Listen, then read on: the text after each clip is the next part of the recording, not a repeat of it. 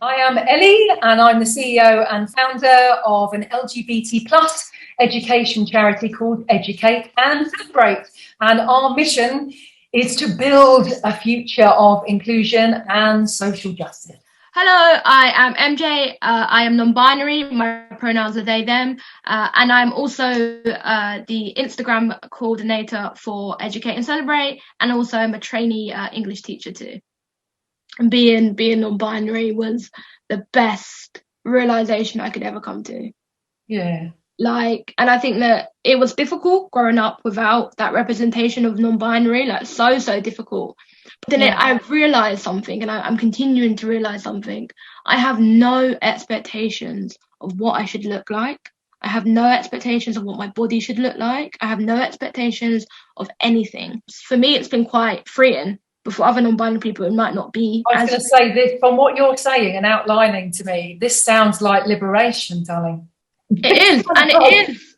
It's full liberation. I have no expectations at all, Ellie, about body hair, about how my body should look, how I should dress, how I should sound. Nothing. Yeah. And anything that comes from me saying, like, I will say, oh, I would like a deeper voice, or I'd like this, or I'd like a little bit more muscle mass, comes from the things that I know would make me feel comfortable as my true, authentic self. That, for me, as I grew up, was so freeing and so liberating. And I hope that more people feel like that. So, wow. I mean, look at the power of this then. So if we can encourage this to be happening in all schools, then we are going to have a whole generation of young people growing up with this thought process, like you said, which is so liberating and freeing. And I think that everyone, not just non-binary people, not just trans people, not just gender, I think everyone, cis people, everyone can feel this liberation because they will be authentically them, and it won't be what is put on them because of their gender and what society tells them they should be. It is authentically them. You want that haircut? Get that haircut. You want to wear that? You wear that. You want to grow your leg hair? Grow your leg hair. Who cares what gender thinks? It's a social construct. It don't even exist. We're on a planet going through space. Bizarre. It is quite incredible, isn't it? So are we saying then, we're saying this is the end of sexism, homophobia and transphobia then, if we get into this gender-free world?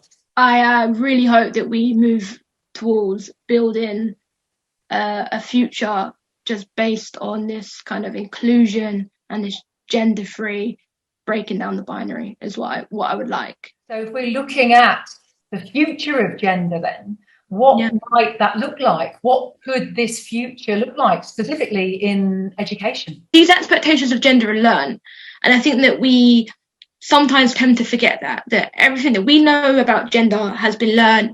But for me, if you learn them, you can unlearn them. And by not telling students that there are visible LGBTQ people, or that LGBTQ people exist, or that non-binary people and trans people are valid, you're just doing them a disservice. Absolutely. And it's so important, really, because the kids are going to be the trailblazers for institutional change.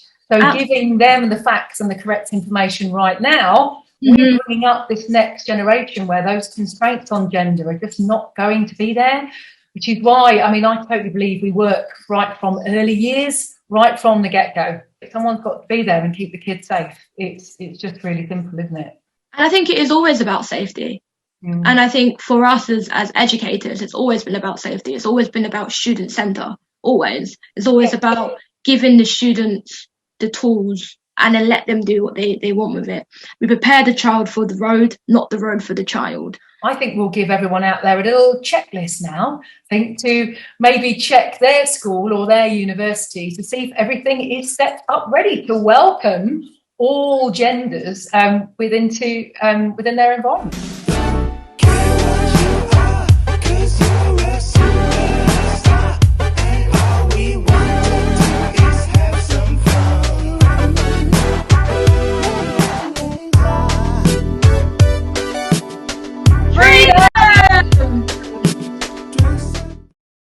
Hello, National Student Pride. It's me again, Reece-James, committee member here at National Student Pride.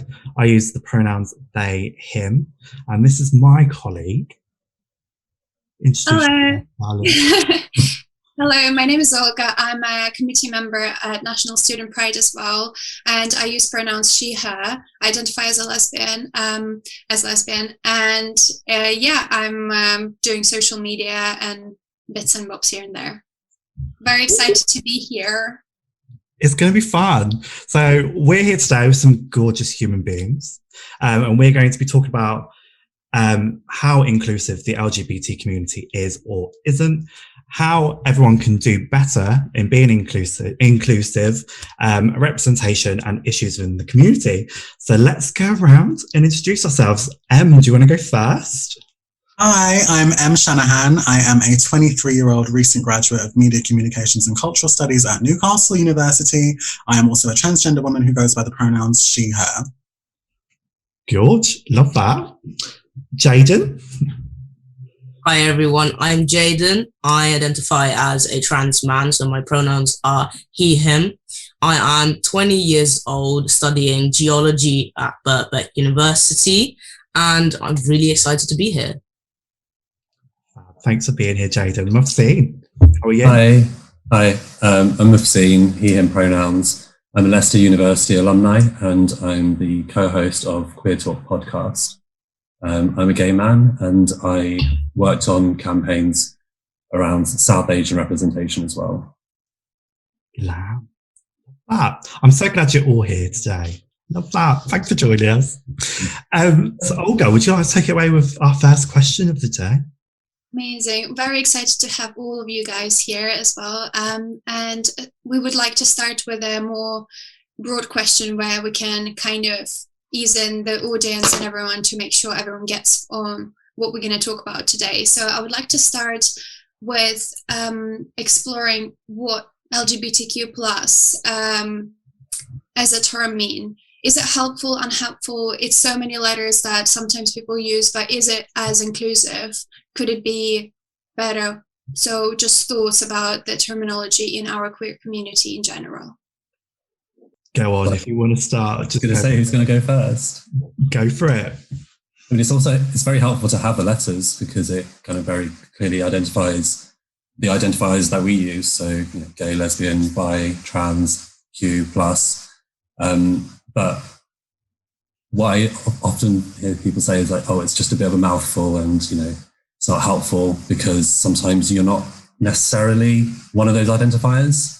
You might fall outside of that, or you may not even know because you're on a journey yourself of kind of discovery.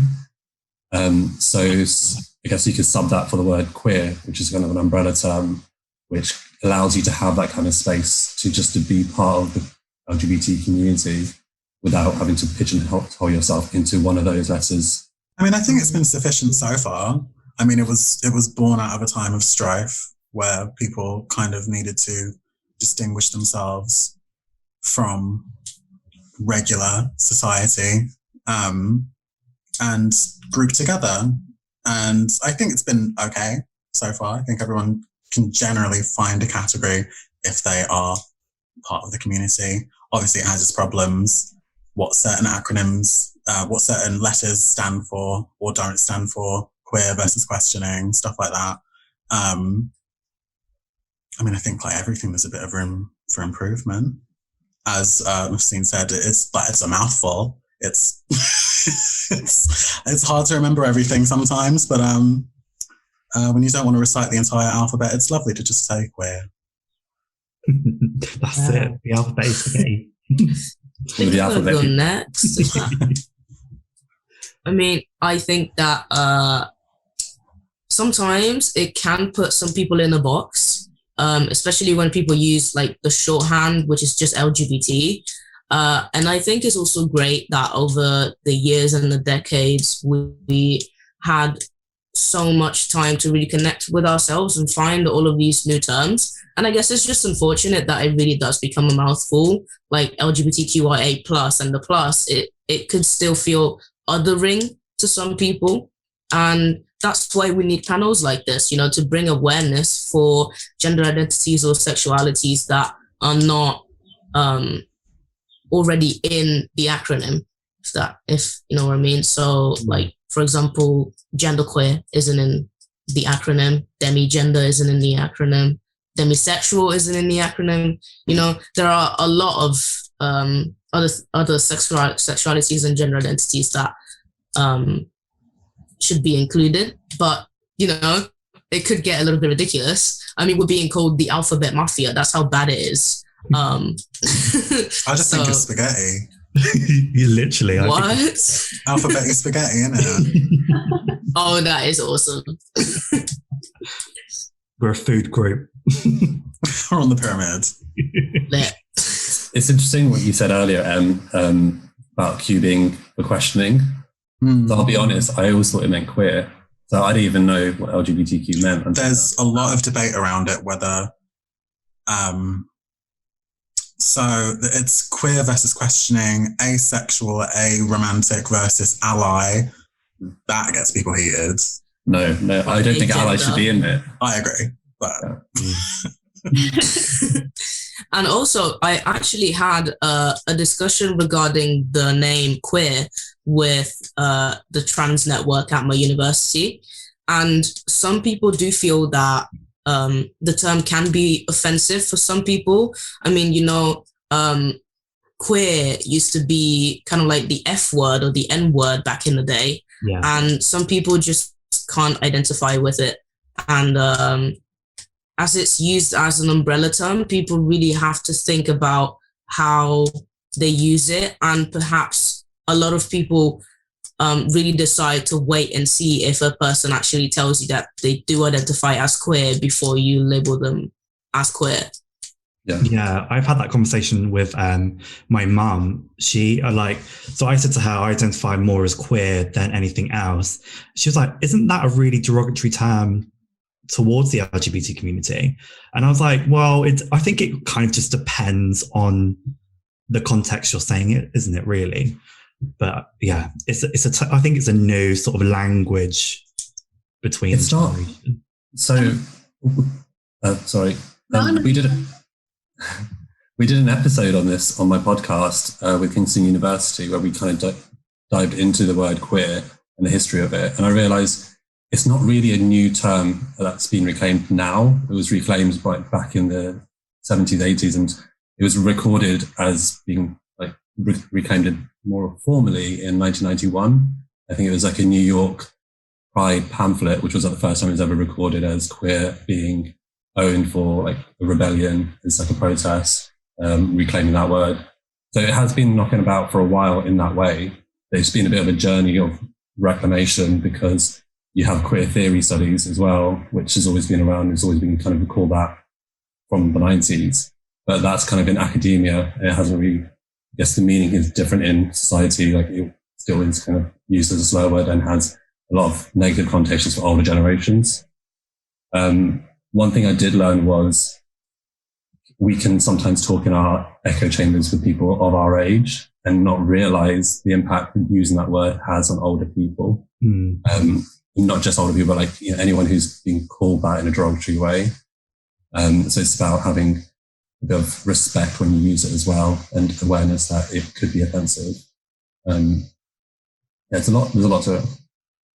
I have to agree. Like, I actually was about to say the same thing as you, Mufseen. When I spoke to women, I spoke to women in a situation like 2 years ago, maybe, who identify as lesbians, and we were talking about the term queer. And it's exactly what you said. They felt like it's too hurtful for them, even though it was reclaimed. I think it's a generational kind of thing with the attitude towards that word, because younger generations now, who are maybe even like younger than me, like 18-year-olds, they really kind of feel like that term suits them the best. Whether for older generation, it's almost like, yeah, they reclaimed it, but it's too painful. It was their battle. And kind of like they gave us the gift of having the bit of a more language to use, but it's too hard for them to use. So it's a really interesting point. I agree with you. I mean, I don't know about anyone else, but personally, I've never actually witnessed anyone use the word queer in a derogatory way, which just gives me the impression of maybe it's just a word that has kind of died out by generations. And because of that, it's been found by like millennials and Gen Z, like in academic texts, perhaps, and it's been used like, oh, maybe this is something that I could identify with without realizing the context of the word. I mean, obviously, most people know that it is a slur, at least in more. I think it's more like a reclaiming, taking something that was negative and being like, no, I'm going to wear it with pride. And that was done by that previous generations. And now we are kind of feel even more freedom to wear it because we actually never experienced the negative connotations. So it's kind of like, yeah, it's our word and it's great. I love the word queer. I think we should all use it, but it's just about like not, say if I had a conversation with someone who's older who doesn't like the word, it's not really my place to say, oh, the word queer is fine now, you should use it. Like I shouldn't be pushing that onto other people. I personally love the word and I think it reflects who I am because I have negative connotations with other words, like even the word gay was probably used as a slur in school when I was younger. Like it was almost like a prefix, like if there was someone called to say Aaron, they'd be called gay Aaron as like a, as a slur. So I kind of have some negative connotations about using the word gay, even though that is my sexuality. And so that's kind of the way I try to think about it when I think about why do people feel uncomfortable using the word queer. It's like, it's hard to dispel those kind of feelings. I mean, in my experience, like as a trans woman, defining myself as queer occasionally, it helps me identify more with like my gay friends. Because if I was like, oh, we're all LGBT, blah, blah, blah, that kind of in itself divides us, which obviously there's that whole malarkey of like, you're dividing yourselves, stop it, whatever. But queer itself as a word, it makes me feel more included with my gay friends, because otherwise you'd be the saying LGBT or as the more mainstream term, gay community, which when someone says gay community, I'm like, yeah, I think that has something to do with stereotypes as well, not inflicted on us by the cisgender community, but we also make some stereotypes that we think a certain letter in our community should look a certain way. Like, for example, trans people, if I transition, I'm only supposed to look tall, muscular, with a deep voice, hair everywhere, lifting weights every day. I mean, I do that already, but does that make me a man? And the same things for trans women, trans women can't be lesbians. They have to be straight trans women. They can't have any hair anywhere. And I think that itself really makes us think about all of these letters that we use. Like, are they supposed to help us identify ourselves, or are they there to put us in a box and kind of shut us up, really? Like, you find one and you identify with it for the rest of your life. And then if you happen to change it, then you're going through a phase, or, you're just a teenager, you don't know what you are, what you want, etc. Yeah. That's the thing. Like, are these letters supposed to be there to box us? They shouldn't be, but they are helpful to kind of navigate your sexuality and your gender expression, because you need those identifiers to kind of, to kind of figure out who you are and use that. But it shouldn't be, like Em said earlier, like gay culture. It shouldn't be like gay culture and then it sounds really exclusive. It should just be like, my sexuality is gay, but the culture is queer. That's personally how I would love to see the world reflected. 100%. I think it's very much a white gay man sort of culture, I think. No. I think so. I think it's very white and gay. Never. I've had conversations where it's like, I will speak to queer women and about drag race and stuff, and they're like, well, that's a very gay man thing, and that's a very white gay man thing, which white gay men have taken from queer POC women, that whole community as well. I think that's my issue with the gay community, just the gays, like the gay men. I think the gay, the gays. Well, that's one of those. That's such like unnecessary stereotypes. The stereotypes that come with like TV shows. I mean, I am a Black bisexual trans man, and I have still watched every single episode of RuPaul's Drag Race ever. Like, it doesn't make any sense. I don't have to be white and gay to watch the show, or anything else for that matter. It really just depends on the person. And when I started watching the show, which was years ago, I already identified as a trans man. So to me, these stereotypes really just don't make any sense. Does that mean that if I wasn't a trans man, I wouldn't be allowed to lift weights in the gym? Like, there are just so many stereotypes that are just not needed. And it would be interesting to actually see like where they came from, you know? Like this RuPaul's Drag Race thing, is it something that we brought up, or is it something that, you know, the straights expect us to do? And if anyone else does it that's not a gay white man, is that like outside the stereotype? Is that a point of view from the straight community or the gay community? The gay community. But yeah, I mean, I guess there's a lot to explore on these things. I mean, I think there's definitely room for conversation on who is allowed to enjoy these things.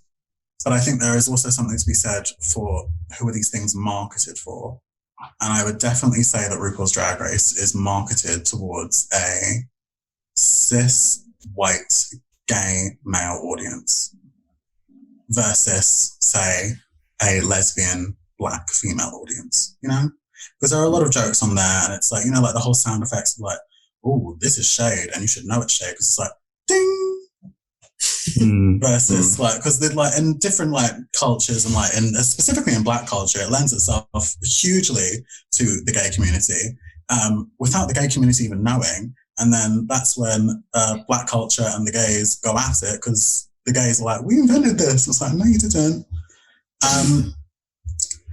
But I truly believe that they've kind of marketed RuPaul's Drag Race in a way that really, really appeals to a gay white male audience, while still portraying itself as like very, very diverse and stuff like that. When even though it's not, I mean, we've only just had one trans man compete in this current season of season 13. Historically, in the All-Star seasons, there's one Black winner. You know. You've got other shows like Dragula, for instance, that have AFAB queens. They have a drag king winner, like, and they're filming their 4th season. It's $100,000 now. I can't believe it. Honestly, that is so big. Oh, I remember when I started watching it. It's really good. It's so great. It is fab. Honestly, I highly recommend Dragula. Yes. What is a misconception about each of your guys' identities that absolutely infuriates you? Can I go first? I feel like I've already covered this. So because I'm a trans man, I probably would not be allowed to maybe date boys, or I'm supposed to be very, very masculine, you know, go to the gym, play boy sports, and dress a certain way, you know.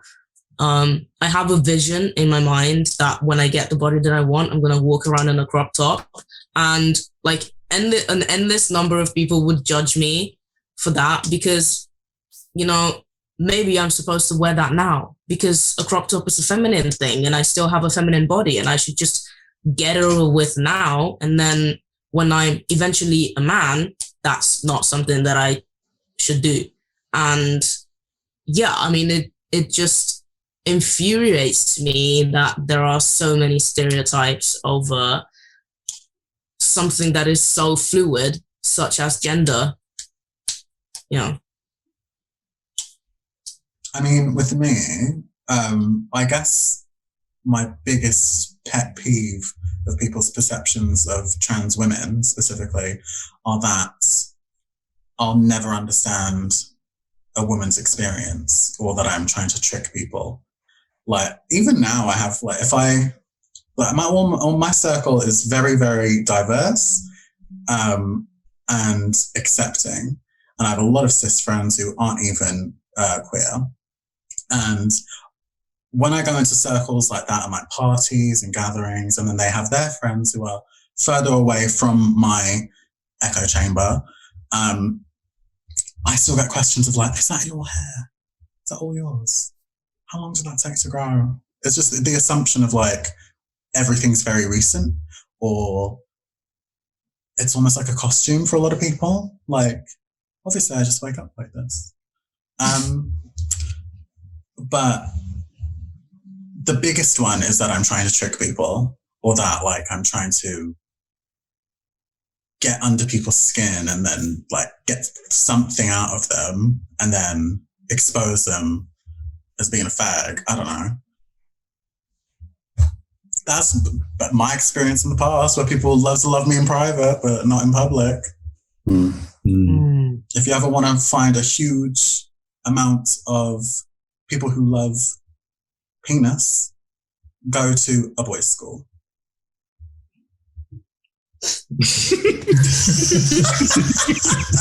I don't know where I went with that. We don't know where you went, but we were there with you. I don't know what the hell she's saying, but girl, I am living. I'd say it's difficult for me to answer this question, because what are the stereotypes of like a gay South Asian man? I feel like there's almost not many because of lack of representation. A lot of stereotypes come from like bad representation, I guess. But when there's no representation, there's no stereotypes. I guess in conversation with people, one of my pet peeves is that, well, they just assume my race and then judge me for it. Or like people, especially I see this a lot more in, you think like gay spaces, LGBT venues, like there would be more inclusive environments, but these same kind of race issues crop up and they're always really subtle. It's like people assume I'm Indian, I'm Bangladeshi, but like it's a very different culture, just similar skin color, similar part of the world. But that still plays out a lot in gay bars. And I don't like that because it's something I have to bring, something I have to kind of deal with in that space when I just want to have a good time and drink and stuff. And I have to navigate that whilst being drunk sometimes. And it's just like, can I just relax a little bit here? But yeah, I think that is one thing I hate, when people just assume, just ask the question. We're all individual people. You don't know anything about me until you ask and have that conversation. I think what you said about representation is really, really on point. It's like, yeah, there's no stereotypes and there's not enough representation, but it's not like it's a positive thing. It's like it's a bad thing in general, because the bad representation leads to stereotypes, but no representation at all leads to even worse like consequences, I think. So there has to be a representation and B, the correct one, isn't it? Yeah. So, and I think you're also right, like people are uncomfortable to speak about these topics, but they're very comfortable assuming things. So it's better to just assume and go with it instead of being like uncomfortable and asking, kind of get over yourself and being like, maybe I'm overstepping here, but I think it's better to ask rather than just assume and go with it. Yeah. With anything, ethnicity, I mean, I don't think it's a question anyone should be asked when they're out and enjoying their night out, When I was with my ex, we were called a cute interracial couple. And I was like, what? Why are you saying that? You can just say you're a cute couple. How is that even a thing, So I agree with you. And yeah, I think representation is key. And yeah. I mean, on that topic, I think when I've been out with my friends who are people of colour, specifically Asian as well as Black, on nights out, I'm sure, Mufseen, you've been asked, where are you from? Which sometimes it can be perfectly innocent. A lot of the time, though, it's where are you really from? Which is, you're not from here. I want to know where you're from. And that's a very loaded question with a lot of history and backstory behind it. And never ends well. So the where are you from thing, I try my best not to be so defensive when it's asked, because it can come from a good place and come from an interested place, or it could just come with like that loaded level of assumption. But you can often just read it, from the tone of voice. And it's like we all live in London, or like in big cities where people aren't from where you are. So it's also a normal question to ask sometimes, but you can often tell when it's loaded with assumptions. Kind of going back to making assumptions of people, like pronouns, race, like everything. Assumptions are stuff that we do subconsciously sometimes, but those are all informed by kind of what we assume of the world, and the world is heteronormative. So we shouldn't reinforce those assumptions into our conversations. We should always just be asking questions and having conversations with people. Yeah, actually, I feel like maybe international LGBT plus people, they already have so many questions asked and so many stereotypes about maybe like where they're from, that if you add like the LGBT stereotypes on top of that, it's just so much to take. Like, for example, actually, I should have said in my introduction that I'm Italian. So a lot of stuff that I get from that is, oh, you're Italian, so you can cook. I mean, yeah, I can because I'm an adult, but if if I couldn't, what would be the difference? Or, oh, you're Italian, but you don't have an accent. Yeah, and? Or you're Italian, but what are you mixed with? Why do you care? Do you want to see my passport? Like, it's really not, it's not nice to start with that. And then when you come out, there's so many other questions about your sexuality and your gender identity that maybe it took you a few years. And then when those questions come, you're like, oh, not again. Like, we've been through this about my nationality, and now we have to do this again, I actually think this is a really good place to introduce the next question, because we spoke about the LGBTQ plus space, like in the spaces that we attend, and inclusivity, or like the safe space where we're supposed to be comfortable in ourselves, and we still get some sort of assumptions and some sort of backlash. So the next question is, in terms of inclusivity, how can we all, and maybe our friends, allies, the community in general, how can we do better? And that includes safe spaces, as like clubs, educational spaces, and workplaces as well. What can we do? In terms of workplaces, I guess there's always training that you can put in place. And this is actually something that I'm fighting for my university. So unfortunately, Birkbeck was a little bit behind, and the trans policy for short, which is actually called something extremely long that not even I can remember, although I drafted it with the help of some of my colleagues a couple years back. And I guess it's really up to us to fight for our rights and our inclusivity. So when I started university, I got involved with a student union straight away. So I've been LGBT officer, trans officer, and I'm now student leader. And I've really been fighting for inclusivity and representation, starting with gender neutral toilets, the trans policy, and next on the agenda is actually inclusivity training that I think should feature some of the problems that the LGBT community really struggles with. Like homelessness, for example, is something that we barely ever touch upon. And when you're at university and you're dealing with, fees and accommodation, it's something that could really be a touchy subject. But not only that, there are instances where, unfortunately, you could be made homeless by someone that just didn't know your situation. So for starters, it really is up to us. I mean, we can't just wait for the rest of the population to catch up. We need to put in the work. I 100% agree with you. We need to put in the work because we, at the end of the day, are the people who care about it the most. So we're the people to drive that forward in workplaces, universities. But it's really important to get the actual institutions that you're trying to change to help you and enable you. You shouldn't be doing all the work yourself. It shouldn't be an uphill struggle.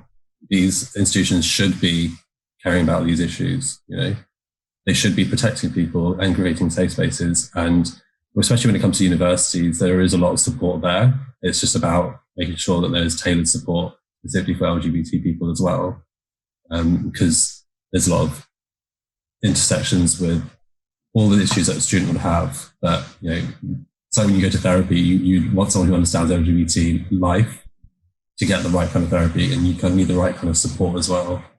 But yeah, going back to what I was saying is, yes, 100% agree with you, Jayden. We should be driving that, but it's really important to tell those institutions that you need to enable. It shouldn't just be me. I think it comes down to communication and being able to communicate that there are issues within whatever system you're in, the educational system, work system, or even just friends. Being comfortable to communicate those issues is the start to better those issues. What do you think? I mean, I wanted to speak on kind of like an issue within the gay community, within the LGBT community itself, which I believe to be how everything is centered around clubbing and drinking and partying. Like, there's a huge alcoholism issue, a huge drug abuse issue.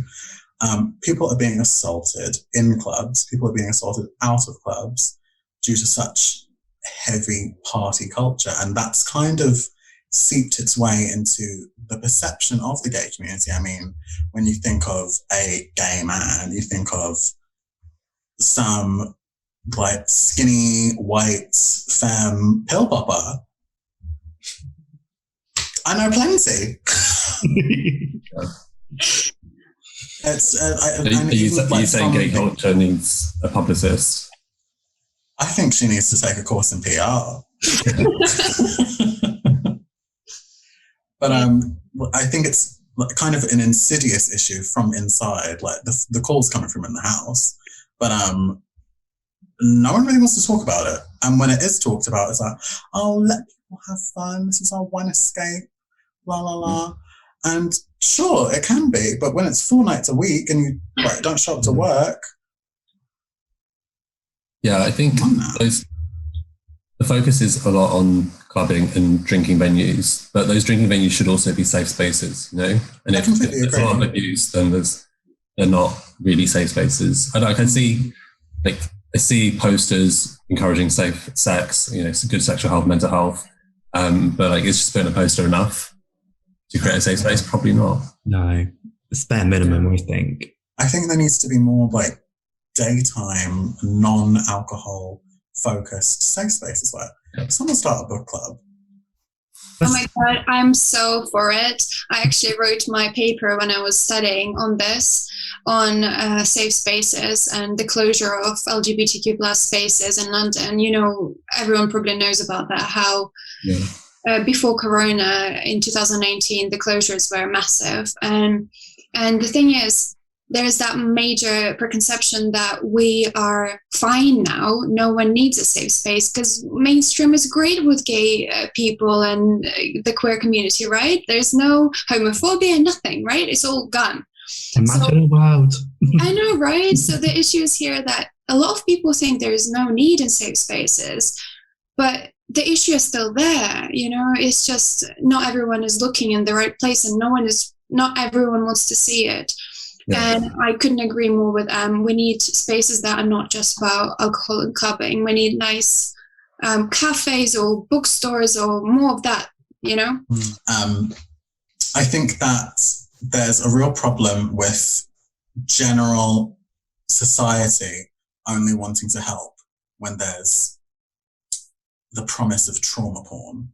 with the gay community. There's only a perceived problem when there's millions of LGBT people dying, and even then, no one wants to help. Or it's not my problem. And this is kind of where the perception of like, oh, you're fine now, everything's so accepted, because things are better. Things aren't perfect. I wouldn't even say things are great. But because people aren't dying on the street as frequently, there doesn't seem to be a perceived issue. Yeah. Homophobia and transphobia have still gone up in the last 5 years in the UK. We all know those facts. I think it's like 5 times or 4 times more than 5 years ago, which is horrible. Even last week, I was in London Bridge Station and some guy was shouting homophobic abuse at me, and I made sure to report it because it was verbal assault, and that's going to be added to those statistics. I'm like, I'm in London Bridge Station, like the most, if everything's fixed, then why is someone shouting at me? Yeah, Lawrence Fox needs to be stopped. Yeah, I feel as the years, carry on, a lot more gay people a lot more LGBT plus everyone people are starting to come out, and, we get new terms and stuff, and, maybe some people are just not coming around, and they see that every year there are more LGBT people coming out and we get more of a platform, we speak up more. And so I feel that's why the hate is also going up. It has a relationship. The more we keep coming out, the more people keep hating on us. And actually going back to what Em said, I completely agree with the culture that we have, and I'm completely guilty. When I started university, I was going out clubbing 4 nights a week, and it was so toxic. So toxic. Like, it's an addiction, and people don't realize that. Can I just say, bars should be safe spaces. Kind of just going back to drinking, we need to have more like non-drinking spaces to actually talk about stuff, because like you said, Jayden, the pandemic, it took a pandemic for us to all realize the way to have a community is not drinking, and I'm thinking back to when I was at university, running the LGBT society, we used to organize bar crawls for all the LGBT people, all the students. We used to have a great time, but that was the cornerstone of socializing for us, and we were all students, so that's fine. But for me, looking back, where I got the support I needed as a gay person who's kind of coming out into this gay world at uni because I'm away from family, I got that support from the LGBT common room that we had. So when you had a free period, you just go to the common room and you just talk to whoever's there, and it's a safe space.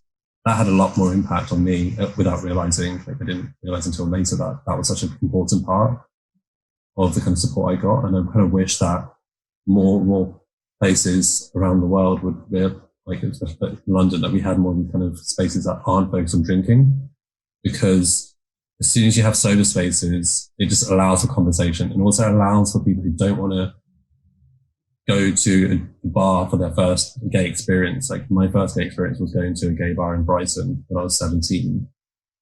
Maybe that's fine, but maybe it would be safer if I could go to a cafe where it's queer. So yeah, I think the whole drug and drinking issue about addiction and escapism, that's only going to get worse until we have alternatives and we can start supporting each other. Yeah, we just need to remember that the whole clubbing and stuff, it's not our fault. The fact that the community is drinking more, too much, or using drugs, it's not, we can't have that guilt as well added to everything we already have. So whoever is watching, and you guys, and to myself, to everyone, it's not a patronizing thing, but it's more don't add that guilt to yourself, because we already have enough to carry. And it's cool to party, but it is good to, and other people allies should help us to create those spaces, should hear us, and should not only use us for a party like gay pride. You know what I mean? It shouldn't be just on our shoulders, right? Yeah. When those are the only options available, that's not really our fault. Exactly.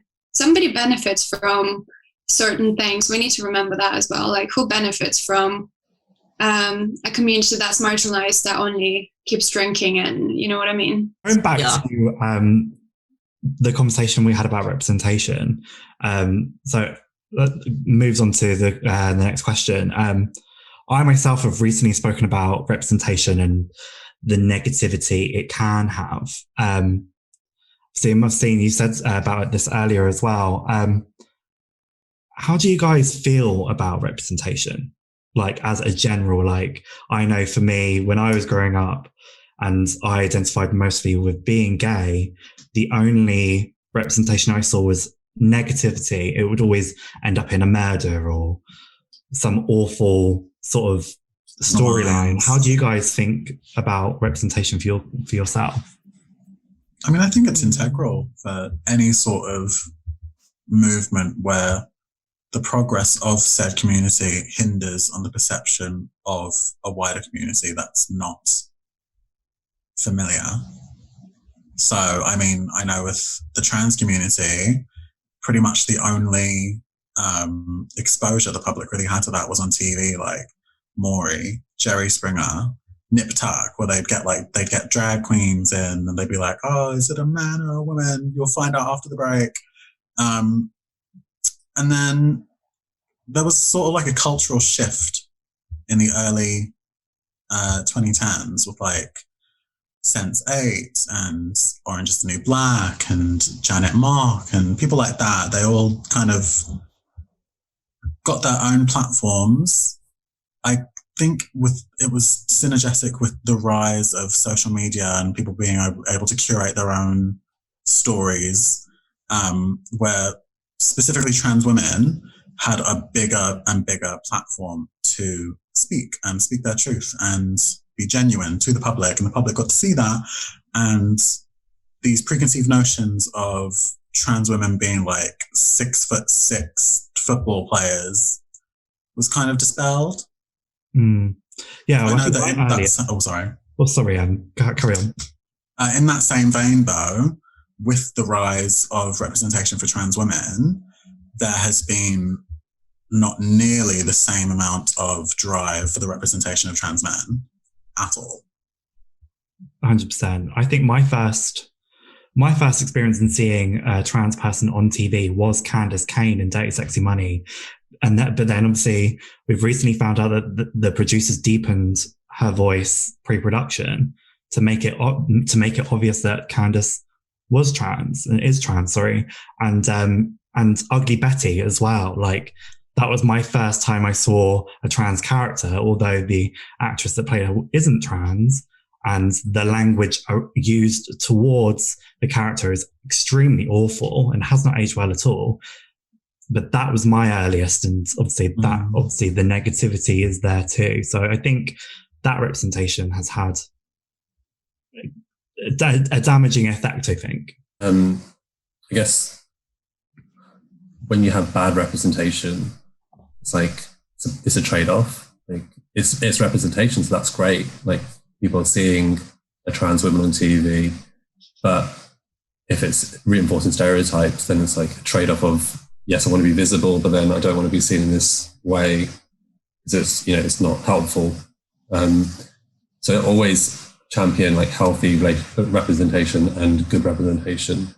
I know growing up, like as a gay Muslim, I didn't see any representation on TV, and there was like a few characters on like soap operas, like EastEnders and like other like dramas, which would just basically scandalize the whole thing of being gay and Muslim and family and, secrecy and affairs and stuff. I'm like, as a 13, 14-year-old boy seeing that, I'm great that the world knows that gay Muslims exist, and that means that I'm not alone.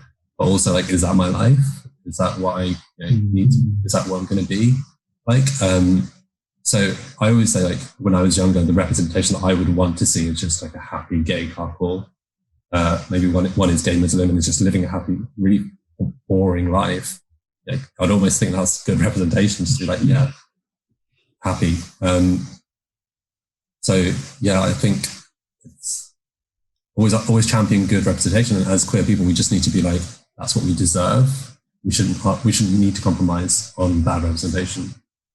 I have to say here that I agree with you so much about just boring, happy life of two gay people and not saying, oh my God, they're gay, so they have all this drama, like all this coming out, big drama, big breakup, big something horrible. No, just a rom-com. Why do straight people have so many happy rom-coms that you're almost like sick to, like you can't watch them anymore? They're all so predictable. But that's what I wanted. And when I saw The Happy Season, is it called The Happy Season? I was like, yes, finally. But how long did it take us? Yeah. You know, to do something so basic and so amazing, but just I want something nice to watch that's not shit, because there's a lot of shit stuff. I'm not gonna lie. Like on Netflix, I'm sorry for my language, but there's so many like. No, you're right. It's shit. 1 star. If you know what I mean, you know what I mean. You know what I mean. Like, please, I just want good quality, something happy with a nice end that I'm not gonna cry about. It doesn't even have to be big budget. Half the time, they need these huge budgets because everything's so sensationalized, and their long lost auntie's a drag queen. But I just want someone that lives in Brixton, like goes to Tesco, gets a pot noodle, goes back to their middle class lover. I don't know. Well, for me, I guess I didn't really see much until I moved to London and I experienced it firsthand when I became a drag king, and I thought that was awesome, but at the same time it was very, what do you call it, it wasn't very reachable. I feel like you would have found out about what, you know, maybe trans men do or drag kings do if you went to these like specific like couple of places in London where we would have gigs and, you know, contests and stuff like that. But online, I don't think I ever saw a trans man until maybe like Orange is the New Black. When there's that inmate that everyone calls daddy, but you know, we never really know what they identify as. So that was kind of like, is that a trans guy? I don't really know. But I mean, you know, it's a start. It's someone that doesn't really identify as female that is staying in a female prison. And I guess after that, I can't really remember any trans men being represented in the media. Same. I'm trying to think. I can't. Yeah, I can't. The only person I can think of is like Buck Angel. And that's all very porn focused. Yeah, I can only think of Got Mick. That's pretty much it. Like, it's really sad. It is really sad. But at the same time, I'm happy that trans women got a lot, like, more visibility, because at least someone in the community is getting some visibility. You know, it's not all about trans men. I'm still happy for all the trans women that, you know, got to be on TV and got to be on Drag Race. You know, there's a lot of queens that came out as trans, and you know, there's a lot of awareness being brought up about how Stonewall actually happened after that disaster of a movie where the first brick was thrown by a cis white gay guy. Not this movie.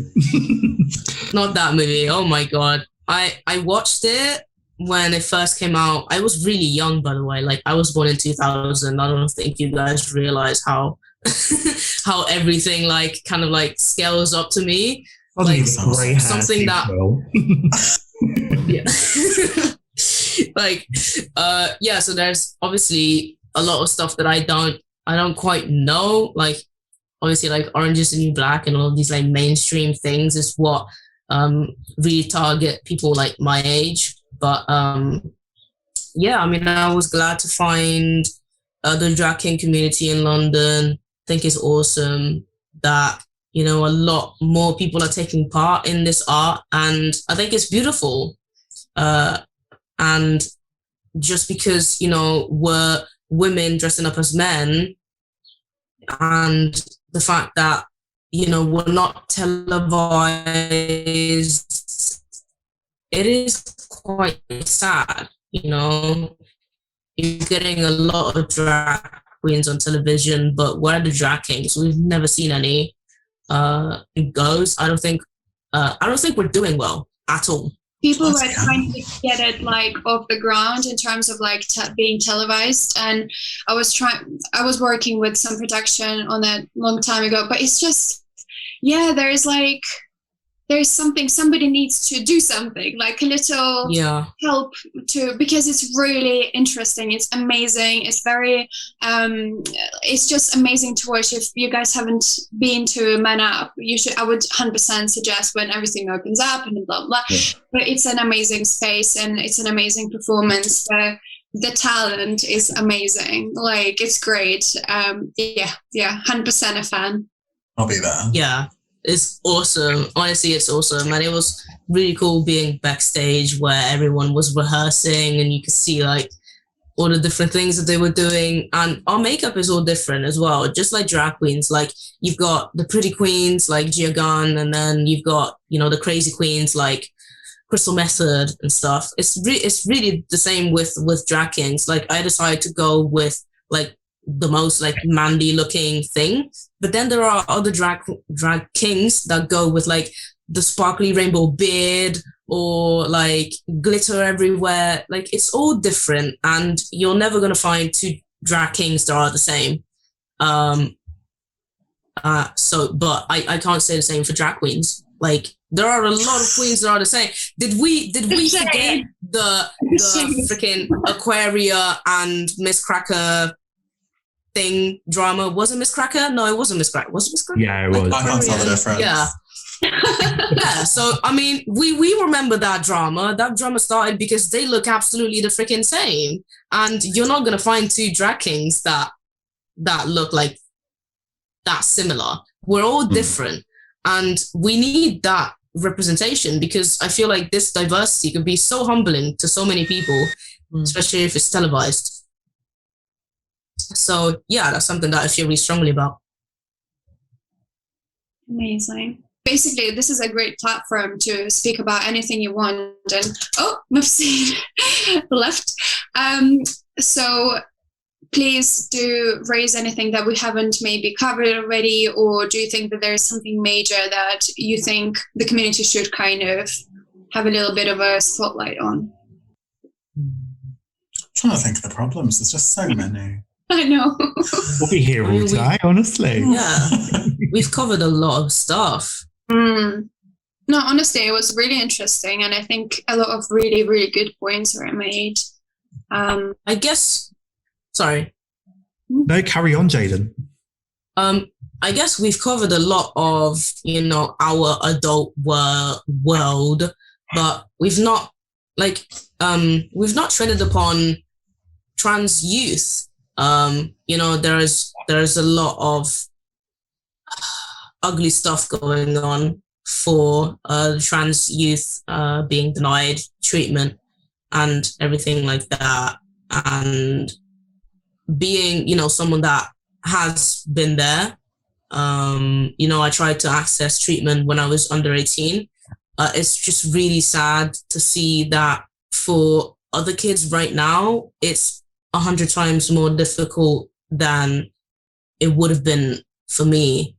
And, I have friends that are just starting treatment now, and they keep saying that, like, I've been waiting like 7 years or 5 years for this. And it's just really sad that because of some cis people that have never met us or never met this trans youth, that they will not be able to access the healthcare that they need for like half a decade.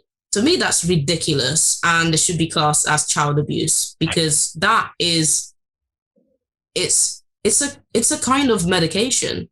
Like, to me, it's almost the same as if your child is depressed and you don't give them medication. It's the same thing as a child being trans and you're not letting them access the healthcare that they need. It's just as bad. And it's really saddening, because obviously it's not just the UK. The great thing about Instagram is that it covers a lot of worldwide issues, and we see bills being passed all the time, even in America. And yeah, it's just really, really sad. And I guess, that long wait that we get also kind of links into, oh, you've not started hormones, so you're not a man or a woman yet. And that's obviously not true, because who said that you needed a certain hormone to become a man or a woman? I still have the wrong hormone in me, and I still identify as a man, and people still refer to me as a man, and it should not change anything about how I present myself. And if one day I decided that actually I quite like this gender neutral look, I might keep it, and I might not start hormones at all. And that doesn't mean that I'm any less valid than anyone else.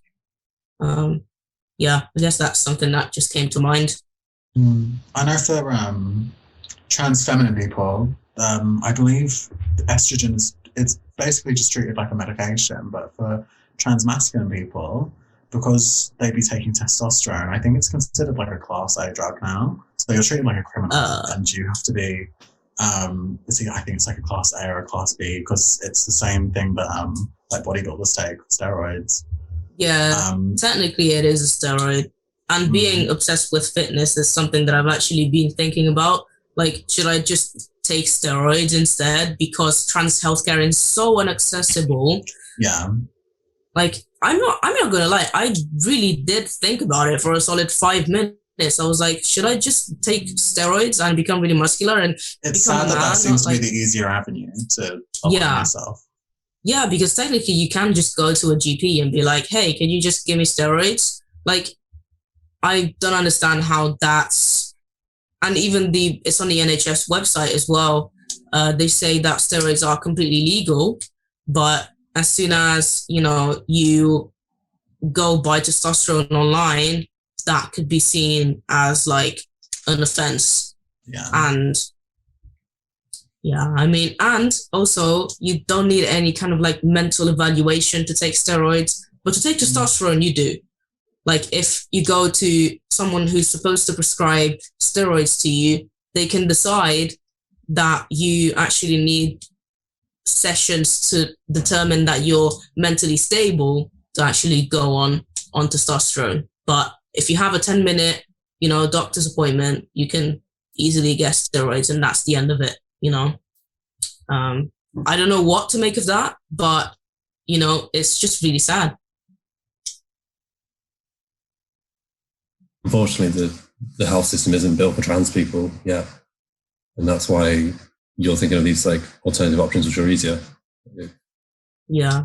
And there are a lot of statistics. I mean, so as far as I know, puberty blockers are what it's used for a lot of kids that identify as trans and they are under 18. And all they do is just suppress the hormones that you're building up as a result of puberty. So they're not harmful, but they're still being denied to children because healthcare professionals and parents think that maybe they might change their mind, or it's something that they don't really want, or it's a phase and everything like that. But really, when you look at the statistics, 99% of transgender people that do transition, stay as the gender that they've chosen to be, not chosen, but like that they've transitioned to be, which is a huge percentage. I mean, that is considered as a 99% success rate of a treatment. I mean, how many other treatments do you know there are 99% successful? I mean, the statistics say it all. And I think people are just choosing not to listen. I mean, yeah, the numbers are there. You just need to Google it. It's very simple.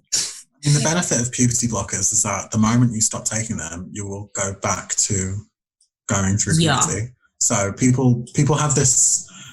There's been this whole smear campaign against trans people and trying to get trans youth the healthcare that they need. under the guise of like protect the children. They're shooting these kids up with whatever they can think of. They're going under the knife and they're getting a set of like triple F tits. That's not happening. That's not happening. I just think this subject just brings out something in me that I don't even know what it is. And I'm really going to go there. But what do people do with intersex kids when they're born? They make the decision for them before they can consent. Exactly. Like, kids are literally mutilated since they're young. They don't get any choice about it. And a lot of the time they don't even know, and then their parents tells them. Yeah. And puberty blockers and hormones are used for intersex kids and also kids that just mature too early. So if you're giving puberty blockers to your kid because he's grown to 6 foot and he's only 13 years old, what is the difference of giving puberty blockers to a kid that identifies as trans? If you don't think that puberty blockers are harmful for your 6 foot kid, then why should they be harmful for this kid? You know? Like, it doesn't make any sense.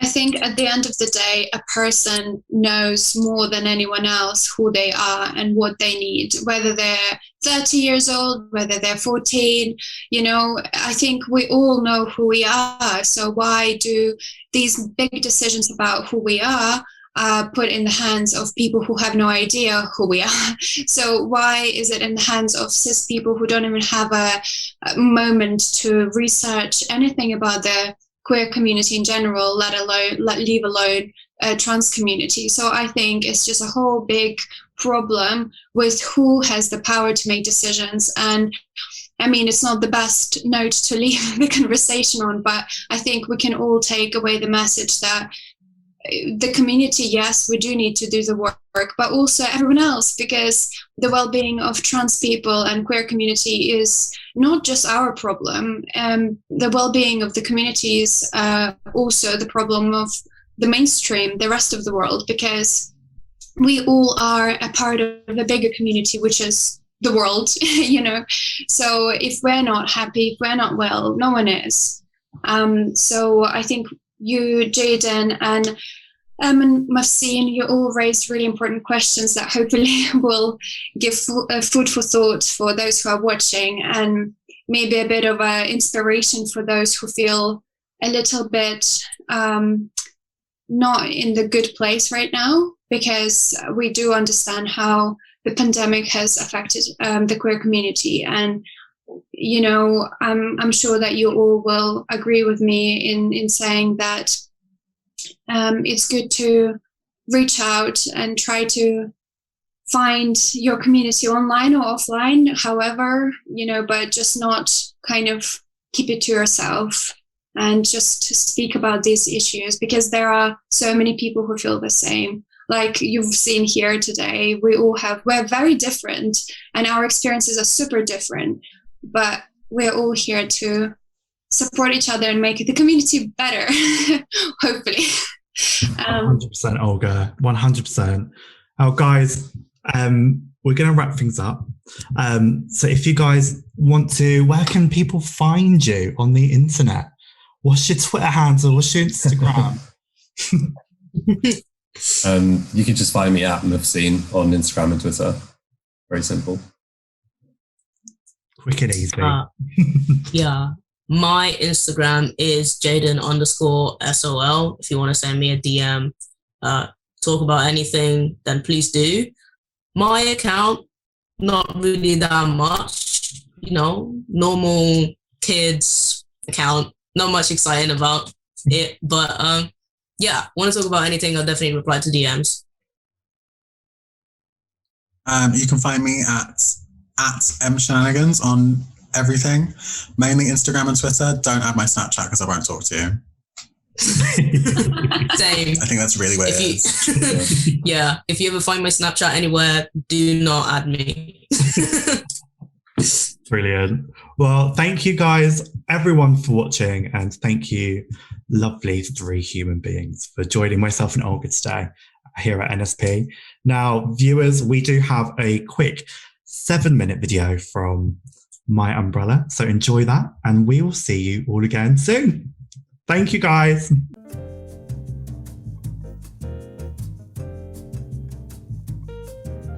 Hello, my name is Ash. We are My Umbrella LGBT+, a volunteer-led project by Reading Pride to raise awareness and provide educational resources about the lesser-known identities in the LGBT+ spectrum. Normally, we would be here with you, but due to the pandemic, we've gone digital too. I'm sure you all know what LGBT means, but we thought we would give you a quick run through some of the lesser-known identities that are often overlooked. So, without any further ado, we present to you our A to Z of LGBT+. A is for agender, a person who is without gender. It can be seen either as a non-binary gender identity or as a statement of not having any gender identity. B is for bigender, a person who feels their gender fluctuates between two distinct genders, found within the polygender and gender fluid community. C is for cupiosexual, a person who doesn't experience sexual attraction but desires a sexual relationship. D is for drag. Also known as feather, is a person who uses clothing and makeup to imitate and often exaggerate the opposite gender stereotypes for entertainment purposes. Can somebody give me an amen in here? No? Oh, okay. E is for equality, because human rights matter. We are valid. Everyone should be treated equally. F is for phrasexual, a person who has a sexual attraction for strangers and acquaintances on a regular basis, but fades once they get to know someone. G is for gender fluid, a person who does not identify themselves as having a fixed gender. This can vary from day to day to hour by hour. H is for homoromantic, also known as a gay asexual, is only romantically attracted and not sexually attracted to a person of the same sex. I is for intersex, a general term used for a variety of conditions in which a person is born with a reproductive or sexual anatomy that doesn't seem to fit the typical binary definitions of male or female. For example, a person might be born appearing to be female on the outside, but having mostly male typical anatomy on the inside. J is for juxera, which is defined as a gender similar to female, but separate and entirely on its own, and is a gender in and of itself. K is for callous romantic, a person desiring a romantic relationship, but not being romantically attracted to anyone in specific categories. L is for lithromantic, a person who feels romantic attraction but doesn't want the feeling returned in any way. M is for MX. MX is an English language neologistic honorific that does not indicate gender. It was developed as an alternative to common gendered honorifics such as Mr. and Ms. in the late 1970s. It's often used by non-binary people as well as those who do not wish to implicate a gender in their title, and is now widely accepted by many businesses in the United Kingdom and also included in many major English dictionaries. N is for non-binary, a person whose gender is not defined in terms of traditional binary oppositions such as male or female. O is for omnisexual, a person who feels sexual attraction towards anyone regardless of gender or human identity. P is for pronouns, referring to the set of progressive pronouns that an individual prefers that the others use in order to reflect that person's gender identity. For example, but not limited to, she, her, hers for female, he, him, his for male, or they, them, theirs for gender neutral. Q is for questioning, the process of figuring out what one may or may not feel, for example, emotional and sexual attraction based on gender, but not having any answer yet at the current time, such as someone questioning, am I straight, or am I gay, or am I a lesbian, etc. R is for rainbow. The first flag produced by Gilbert Baker back in 1977 was the symbol used for gay rights movements in the 70s and 80s. Today, it has become a universal flag for pride and the whole LGBT+ community, including many new variations to make it even more inclusive. S is for scoliosexual, a person who is sexually attracted to non-binary individuals. T is for trans ally. These are some awesome people who support the trans community. Anyone can be an ally, including those from outside of the LGBT+ spectrum. Allies are important to help us defend our human rights and to help bridge that knowledge gap between our communities. U is for Under the Brolly, our fabulous monthly podcast. V is for Vapor Gender, a person whose gender feels like smoke, can be seen on the shallow level, but once you go deeper, it disappears. W is for wig, something a drag queen normally wears on their head. X is for xylophone. Look, it's a rainbow coloured one. Y is for you, because you are valid exactly as you are. And Z is for Z-sexual, also known as allosexual, refers to the people who are not on the asexual spectrum. In other words, it describes someone who regularly experiences sexual attraction for others, but does not necessarily refer to a sexual identity by itself.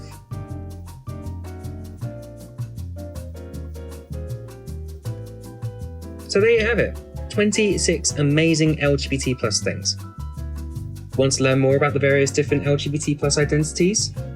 You will soon be able to purchase our brand new Guide to LGBT+, packed full of advice and information.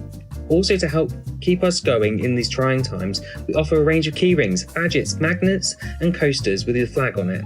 Just visit our store by going to www.myumbrella.org.uk and clicking on Shop. From everyone here at My Umbrella LGBT+, we wish you a happy Pride, and we look forward to seeing you all again in person as soon as it is safe to do so.